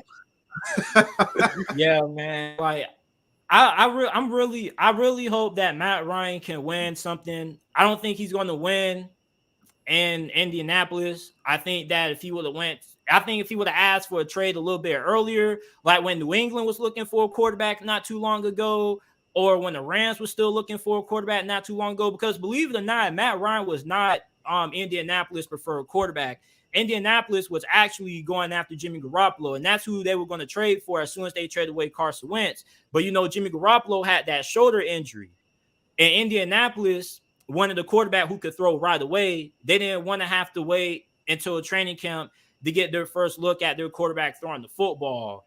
So for Matt Ryan in Indianapolis, somebody said he's winning in Indy, and Indy doesn't really have enough offensively. You feel me? The AFC is crowded this year. And Indianapolis, even if Indianapolis wins this division, the AFC is stacked. You feel me? People are saying that there could be 4 teams that make it to the postseason for the AFC West. That's not happening, because you can make the argument and say that there could be 4 teams that make it to the playoffs from the AFC North if Deshaun Watson plays. You feel me? So the AFC is just so stacked with talent this year, man. But I feel that, when it comes to that Super Bowl, that's everybody's perception on Matt Ryan. And you know how we tend to cling on to big moments on players who don't get it done. We always remember where their shortcomings were. And I don't feel that enough people celebrate Matt Ryan. I think that Matt Ryan deserves to be in the Hall of Fame. He's top 10 in almost every statistical category. You feel me? But at the end of the day, I realize he's a borderline Hall of Famer. He still needs that ring. You get what I'm saying? And it hurts. And you honest with you, Atlanta. But to be honest with you, I wouldn't even say he borderline. I say he is. The thing that a lot of people will say is he first ballot or second ballot? That's up to debate. Because reality wise, bro, I can't really say borderline. I just don't know if we just gotta see how they're gonna judge it. But he's a Hall of Famer. Trust me, he is. And he's gonna get in there despite the popular belief that he's not. But I just gotta say that it may take a couple years, but for Matt Ryan, for me, I always look at where a quarterback ranked amongst their peers when they were playing. Were you top 5 during your time? You get what I'm saying? Mm-hmm. And Matt Ryan was always around that outside looking in top 5 conversation. He was always ranked 6th or 7th for many, many years. But I want to ask you guys about the offensive line, because this offensive line struggled, but there is a lot of youth and there is a lot of upside. I still haven't given up on Jalen Mayfield. I don't know if you guys gave up on them already, but I mean, it's upside with this offensive line. So how you guys feeling about it? We're going to offensive line, man. Hey, man. Okay, let's go down the list. Let's see. We got Jake Matthews, Jalen Mayfield. We still trying to, I guess it's Matt Hennessy for right now, Chris Lestrom, and Caleb McGarry. I like Mayfield because the one thing Mayfield showed me last year is after that Philly game where he was caught crying on the sideline, he came back the next week and was busting heads. They still lost the game against Tampa Bay, but he was busting heads. Like I said, and with Jalen Mayfield, people got to realize Jalen Mayfield is a tackle playing guard. That's 2 totally different mindsets and 2 totally different responsibilities you got to be held accountable for. Like I said, our man, and like I said, this year is going to be kind of like the test for him. I believe that he will take that next step. That center position is something that scares me right now. That center position scares me right now. Really important. As a Steelers fan, I feel your pain. We started rookie last year. Pouncey, because Pouncey is no longer there. Yeah. Who we started? We had Kendrick Green, and Kendrick Green. I love Kendrick Green. You ever play basketball with somebody who they couldn't score, but they were always trying hard on defense and getting all the rebounds? Right. That sounds right. Oh man. But yeah, that was Kendrick Green, man. He was always one of them players that were always getting emotional, getting penalties. You get what I'm saying? Fighting through the play, throwing the guy on the ground. And I'm like, okay, bro, you doing this after the play, but do this during the play. Do this during the whistle. You see Big Ben back there? You feel me? Mm-hmm. Right. So, yeah, man. I was trying, because I'm about to talk about the Falcons. You feel me? And I love the Falcons. If I had to become a fan of what my hometown team was, I would be a Falcons fan. You get what I'm saying? My mom still hates me to this day for that. She's like, you should be a Falcons fan. You should be rooting for the Falcons. I'm like, I do root for the Falcons, Mom. You get what I'm saying? So for Atlanta, the way I just look at the roster, last year, you guys played how I thought you guys were. People thought you guys were going to be picking in top 3. I said, bro, Falcons should be winning 6-7 games. But this year, with how tough the competition got this year, I don't know. Go and be honest. Put a number out there. No, go ahead, please be honest. Hey. I'll probably say 4 or 5 wins. I would be incredibly surprised if you guys won less than 4 games. You feel me? I don't think you guys are going to be Houston Texans or the Chicago Bears.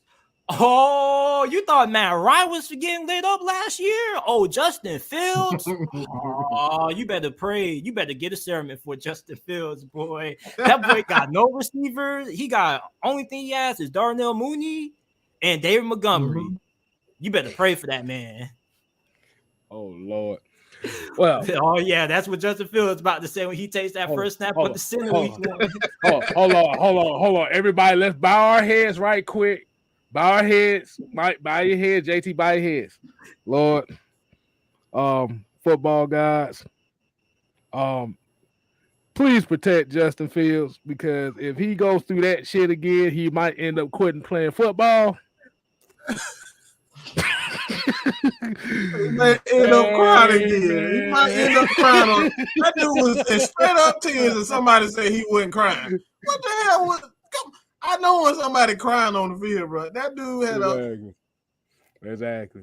I'm look. I'm gonna just say this. I'm gonna just say this about the O-line real quick. We'll close it. JT, man, like I said, man, we love you. Love every time you come on. You do numbers absolutely set the chat on fire. But offensive line,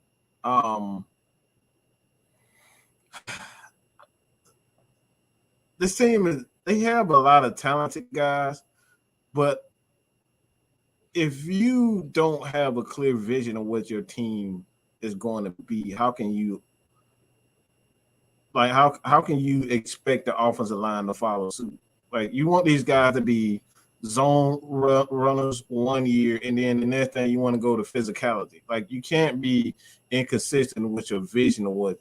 So now that they have a clear vision of what Arthur wants as a play caller, and the thing about Arthur that I love most about this team and his offense is that he always has the offensive mind, and like, he's never going to put this team, the offensive line, in a position where, all right, it's 2nd and 13, let's go for a deep shot. No, he's going to he's going to call plays to get you those 4 to 8 yards, and then we get in a better, you get him in a better position, and we go for the deep shot. He's never going to put them in a position where they're going to fail. He's always looking out for the offensive lineman. So that's what I love most about it. He's going to protect the offensive line. And like I said, when you don't have a running back, you don't have a running game, you should know this, being a Steelers fan. This is the reason why you went out and drafted Najee Harris. Like, this is why you went out and drafted him. You had an offensive line. You see what happens when the quarterback can no longer move. You need that running back to move, like this to make sure that you can call certain plays. You can't call certain plays when you got a quarterback in there who can't move. You can't do certain things up front. Call a rollout, these types of things. You can't move the pocket. These are the things that you can do with a running game. So the Falcons have a running game, and you have a running back that's not averaging 2.2 yards a carry. You know what I'm saying? As a Mike Davis last year. We had a wide receiver. Okay? I don't think people realize how bad that is. Cordell Patterson is a hell of a player, but he's a wide receiver. And he was the leading rusher. That's bad. So I think this offensive line is going to be a lot better, especially with the running. Hey, wasn't bad for my fantasy squad last year. Won me the champ. Hey, I know you. I know you was good. I know you was good, goddamn boy. Yeah, I was mad because I was trying to get Kyle Pitts before the season too. I was like, oh. Hey, I leaned on 3 guys last year. I can't believe I'm saying this. Tom Brady, Jonathan Taylor, and Pat Freiermuth. Well, how the you say his name? Oh, the 3 names I leaned on. I don't even know how to Freiermuth. Pat Freiermuth. Mm-hmm. Oh, I gotta look at that squad again. I think I still got the name of that squad, but go ahead, keep going. I'm finna look to see who was on this damn squad because I don't even remember. Yeah, who was but the last thing is, I saw somebody saying 8-9 win. I don't see it, man. Looking at the schedule now, I see about 5 winnable games. Everybody else is a team that either is going to be in the playoff conversation or was a playoff team last year. Yeah, I'm gonna take your 4 to 5, and I'm gonna raise you 3 on those because the thing about it is because we're expected to be such a bad team by everybody else. The element of surprise is a dangerous weapon in the NFL.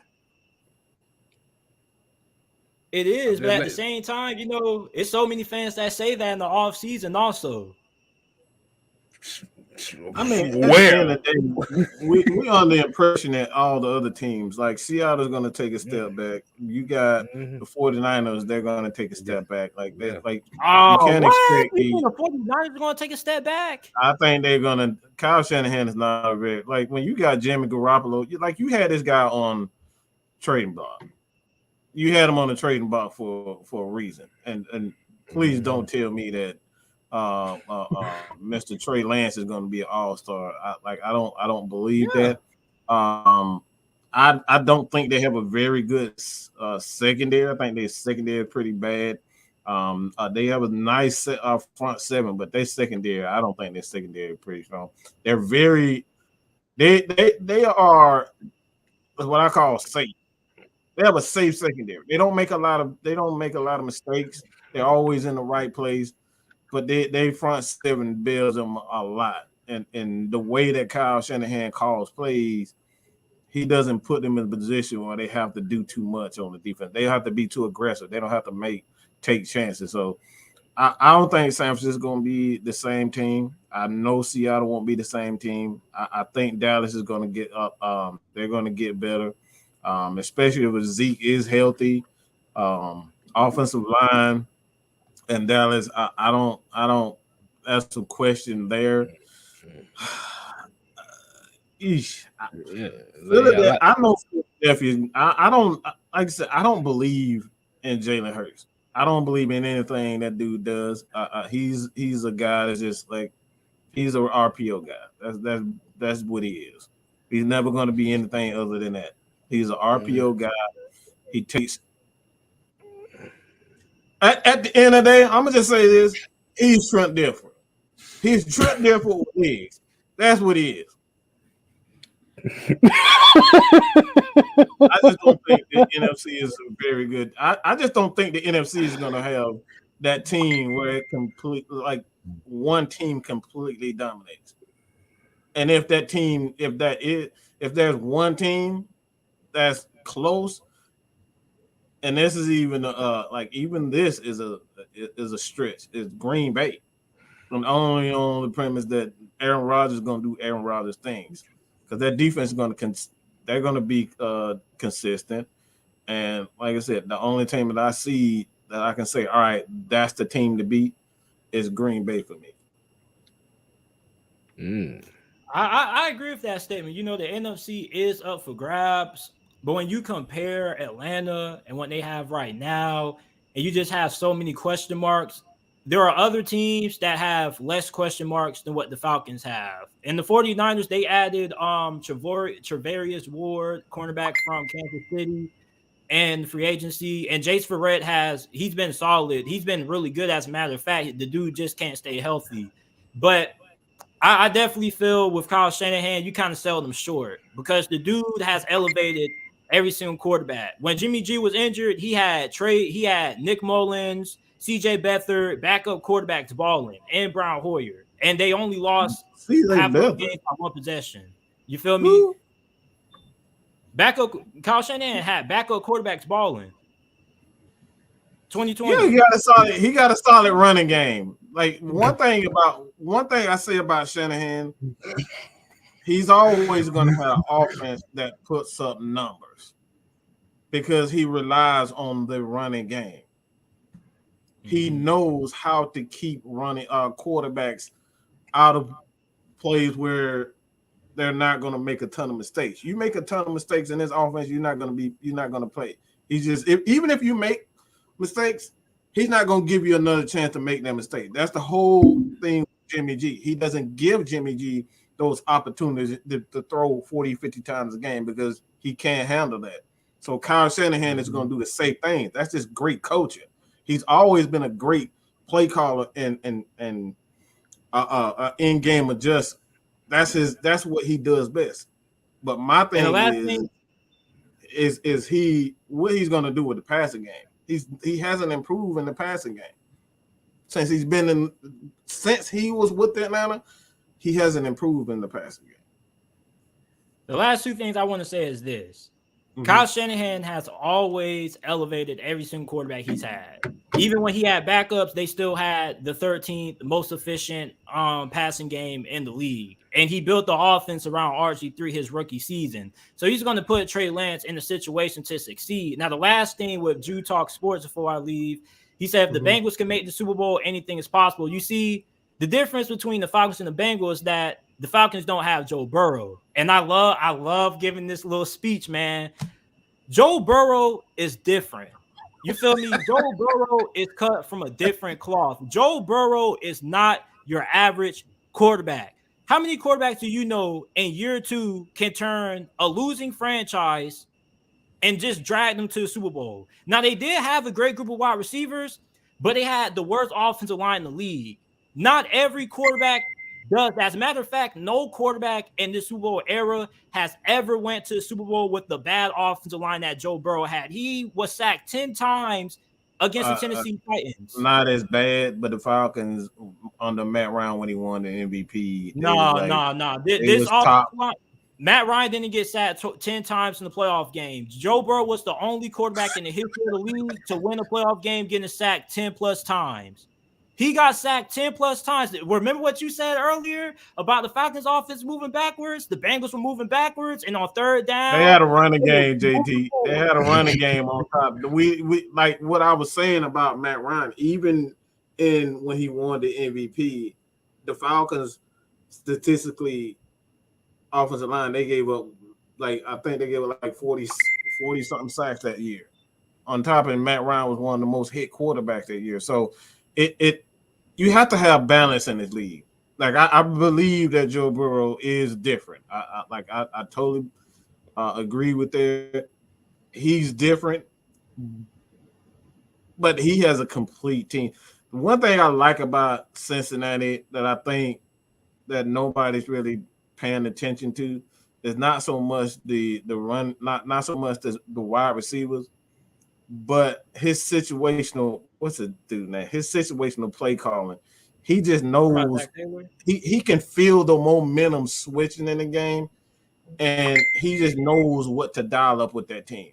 He knows his team in and out, and I think that's the biggest thing with Cincinnati that is different from what other teams have. It's just the coaching. And we not gonna go past the damn fact that Joe Burrow looks like Macaulay Culkin. Well, we ain't going past that. We ain't not finna go past that. Hey, JT, go ahead and plug yourself, man. Plug yourself too, bro. Make sure you plug yourself and tell everybody where you can find you, man. So you guys can find me on JT Sports. All you got to do, type in JT Sports. It should pop up. You might see the trading card one. It's the one that has the most subscribers. Forget that other one. You can follow me on Twitter. I got a new Twitter because my old one got hacked, and then I can't get it back because Twitter's being a hoe. So JT Sports _ is my new Twitter, and you can follow me on Instagram at JT Sports _ I love you guys, man. I love coming on here talking Falcons. I actually got a pretty good amount of Falcons fans. I'm always surprised about how many Falcons fans there are on YouTube. Even before I met you guys, it was a pretty good Falcons following. So I appreciate you guys. I love talking about the Falcons. I hope that I can talk about you guys being good so I can talk about you guys more, because I hate talking about teams that might not be that great because it seems I'm just hating. You feel me? But I really am rooting for you guys. You feel me? When you guys won 7 games last year and everybody had you guys winning 3-4 games, I stood by my 6-7 game prediction. You guys delivered. You feel me? I think this year you guys are rebuilding regardless of how you guys feel. I feel next year you guys are going to get things right. You feel me? Maybe you guys get Bryce Young. Bullshit. Bullshit. Oh, wait, he was gonna say that. I knew K-Side was gonna say bullshit. like OG Sam said, if I want Chris Leak, I get Bryce Young. If I want Chris Leak. Oh my God, man.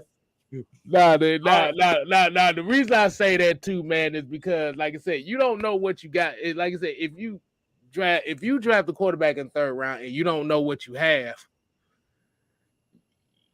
you don't want to feel like you wasted a pick on that position. like I said, even if the Falcons do finish that high, what if they end up getting the defensive tackle that gets that high that they've been wanting this year? Yeah, and Georgia does have the best one in the country, right down the street. Oh yeah. You got Will Anderson down in Alabama. Like I said, you got so many different things. That's why I said I'm not looking at that. I'm not looking at quarterback next year, regardless on what the hell happens. I know that's the popular thing. I'm tired of offense. I'm tired of talking about quarterbacks. It seems like that's all we talk about now. It's like, damn it, pass rush. But all right, y'all guys, I appreciate you guys having me on, man. Let me know anytime you guys want me to come back on. Oh okay. Yeah, we good, man. Hey, you definitely welcome anytime, man. For sure. All right, so let's go ahead and we're gonna go ahead and wind it down tonight. We're gonna wind it, we gotta wind it down right. Hold on. Yeah, we gotta do it. So I hope y'all appreciate what we gave to y'all tonight. Shouts out to JT Sports. That's DJ K Styles on the ones and twos over here, giving you that nice talk, rhythm, style. Make sure you continue to support not only Mad Mike Sports, but 6-Man K Styles on the road to 1K, Mad Mike Sports on the road to 10K. We almost there. So for all the beautiful people that's tuning in, make sure y'all leave that like, leave comments. Make sure you hit that notification button. Make sure you also share with everybody that you know. And let us know if you would like to see more interviews like this.